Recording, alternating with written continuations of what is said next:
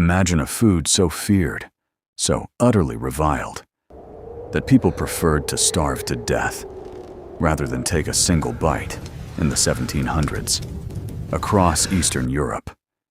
This wasn't a hypothetical choice, it was reality. For decades, the people of the vast Eurasian steppes called it the devil's apple. They believed eating it caused leprosy. Priests declared it unholy. Because it wasn't mentioned anywhere in the Bible, it grew entirely underground, hidden in the dark, mimicking the visual aesthetic of a toxic nightshade. Yet today, this exact same accursed tuber is the single reason empires rose. Massive populations survived brutal winters, and the modern nations of Belarus, Ukraine, Russia, Poland, and Kazakhstan even exist in their current forms. But how did a dirty, rejected South American root transform from a feared poison into the ultimate geopolitical weapon of Eastern Europe? How did it evolve? From a tool of royal trickery, into a crop so vital that nations would literally fight wars over it? How did a dirty, rejected root become powerful enough to reshape Eastern Europe? How did it become something nations could fight over? Buckle up. Because the true history of the potato isn't a story about agriculture. It is a story of blood, espionage, starvation, and a survival strategy that reshaped global power long before it ever touched European soil. The potato was the lifeblood of the Inca Empire, high in the freezing altitudes of the Andes Mountains, where traditional grains like corn froze and died. The indigenous people perfected the art of cultivating the potato over 7,000 years ago. When Spanish conquistadors arrived in the 16th century, looking for gold and silver, they stumbled upon this strange root instead. This strange root. They brought it back across the Atlantic, as a mere botanical curiosity, but Europe rejected it. For 2 centuries, it was used only as pig feed, or grown in botanical gardens, for its pretty white and purple flowers. King Frederick the Great of Prussia realized its true potential first. He saw that wheat crops were constantly destroyed, but potatoes stayed safe, hidden underground. To force his stubborn, starving peasants to plant them, he used reverse psychology. He planted a massive royal potato field and ordered heavily armed elite guards to patrol it day and night. The peasants whispered, "If the king is guarding it like gold, it must be incredibly valuable." At night, when the guards purposely relaxed their watch, the peasants sneaked in, stole the seed potatoes, and began planting them in secret. The potato revolution had officially begun. From Prussia, the potato traveled eastward, toward the vast Russian Empire. It was Tsar Peter the Great who initially brought a sack of potatoes back from his travels in Western Europe, hoping to modernize Russian agriculture. But the deeply conservative Russian peasants resisted fiercely, and the Orthodox Church resisted fiercely. They viewed the potato as a foreign, sinister plot. By the mid-19th century, devastating grain failures pushed the empire to the brink of collapse. Emperor Nicholas I had seen enough. He issued a brutal royal decree. All state peasants were now legally forced to cultivate potatoes on a massive scale.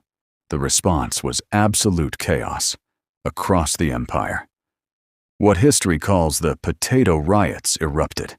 Millions of angry peasants, believing the government was trying to poison them or turn them into state slaves, rose up in violent rebellion.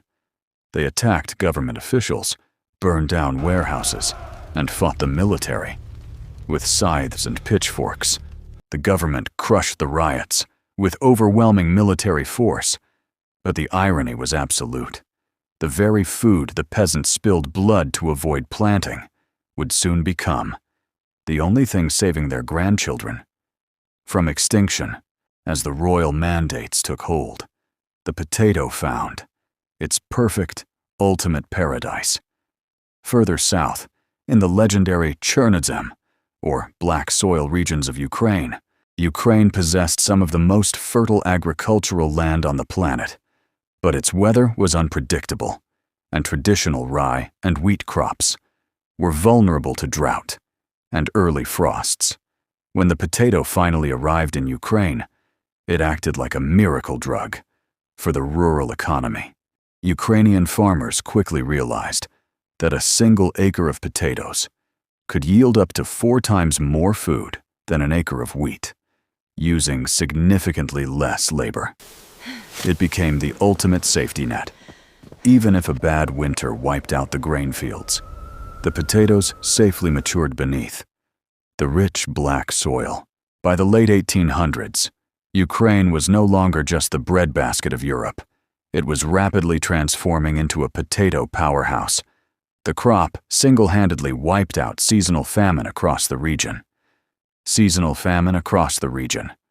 Fueling an unprecedented population boom.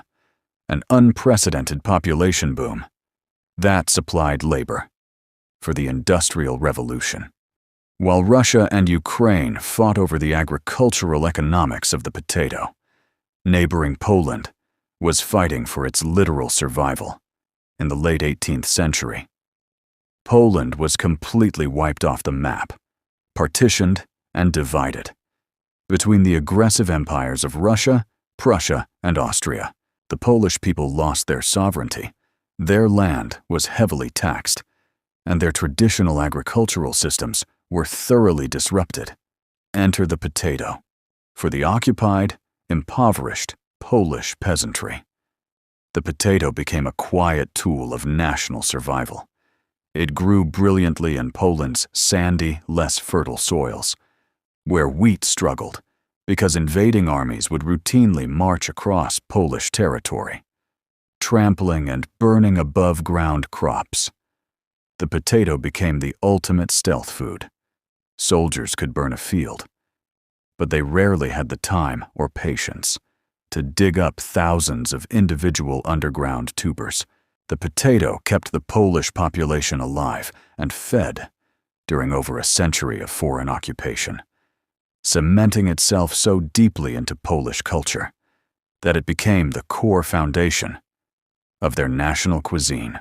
As the Russian Empire expanded its borders deeper into Central Asia, the potato embarked on its most extreme geographical journey yet, into the vast, wind-swept steppes of Kazakhstan. For thousands of years, the Kazakh people were fiercely nomadic, relying almost entirely on livestock, horses, and seasonal migration for food. The concept of digging up the earth to grow vegetables was entirely foreign to their way of life. However, as Russian settlements grew and forced transitions to sedentary lifestyles began, the potato was introduced to the Kazakh steppe. It faced a brutally hostile environment. Scorching, arid summers, followed by bone-chilling, sub-zero winters. Yet against all odds, the incredibly resilient potato adapted. Kazakh communities began cultivating it along river valleys and foothills. It provided a vital high-calorie carbohydrate source that could be stored for months in underground pits during the unforgiving winters, permanently altering the dietary landscape of Central Asia. When the 20th century arrived, it brought an era of unprecedented industrial warfare, and Eastern Europe became the ultimate slaughterhouse during World War I, the Russian Revolution, and the catastrophic devastation of World War II. The agricultural infrastructure of Belarus, Ukraine, and Russia was completely pulverized. Tractors were melted down for tanks, horses were slaughtered for food, and millions of farmers were drafted into the military. Visualizing the consequence of the draft, grain production collapsed. Overnight, once again the potato stepped in to save millions of human lives from absolute starvation. In the Soviet Union, the potato was officially designated as a strategic wartime asset. It required no heavy industrial machinery to plant or harvest, just a simple shovel and human hands. In Belarus, which lost a staggering 1/3 of its entire population during World War II, for the surviving partisan fighters hiding out in the deep, dense forests. The potato was the thin line between life and total extinction. It was no longer just a side dish. It was a highly effective weapon of today. The historical legacy of that struggle is clearly written. In the global agricultural data, Eastern Europe consumes more potatoes per capita than absolutely anywhere else on Earth. Belarus sits firmly as the undisputed global champion, with the average citizen consuming an astonishing 170 to 180 kilograms of potatoes every single year. In Belarus, the potato is so culturally dominant that the people affectionately refer to themselves and their culture as bulba, the Belarusian word for potato. Ukraine and Russia follow closely behind, relying on the crop for everything from daily sustenance to industrial alcohol and vodka production, from its humble origins as an unholy, rejected devil's apple. The potato conquered the East, embedded itself into the cultural DNA of Poland and Kazakhstan, from the sacred peaks of the Inca Empire to the blood-soaked battlefields of World War II. We've watched how this humble root vegetable was feared, banned, riot against, and ultimately used to build and save the mighty nations of Belarus, Ukraine, Russia, Poland, and Kazakhstan. It is a powerful reminder of how the most unexpected things can completely alter the course of human history. If you enjoyed discovering how a simple tuber completely reshaped our world, do me a quick favor. Hit that subscribe button right now and turn on notifications. By doing so, you ensure you never miss our upcoming fascinating deep dives into the hidden histories and incredible untold stories of the world around us.